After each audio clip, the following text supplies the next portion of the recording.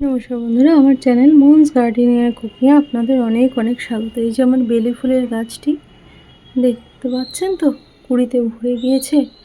সেদিন বললাম না সরালে মারাত্মক ঝরে ভেঙে পড়তোই, যেভাবে মাথা দুলোচ্ছিল ভেঙে পড়তোই। তো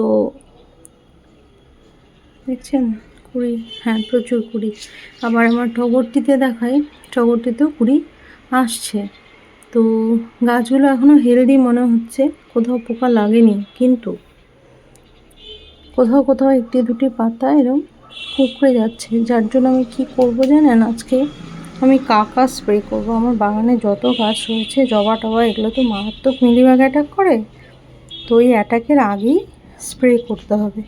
প্রচণ্ড বৃষ্টি হচ্ছে, রোদ উঠছে না, যার জন্য এই সবগুলো যত জবা গাছ টাছগুলো আছে আমার, আজকে আমি কাকা স্প্রে করব। একতারাতে এখনই যাচ্ছি না, তো আপনাদের সাথে তখন শেয়ার করতে পারবো না, তার জন্য এখন দেখিয়েও রাখলাম, জানিয়েও রাখলাম। কারণ এক হাতে করি তো খুব মুশকিল হয়ে যায়। আগে পারতাম, এখন পারছি না, বয়স হয়েছে আর কি। তো এই সবগুলো গাছে আজকে কাকা স্প্রে করব।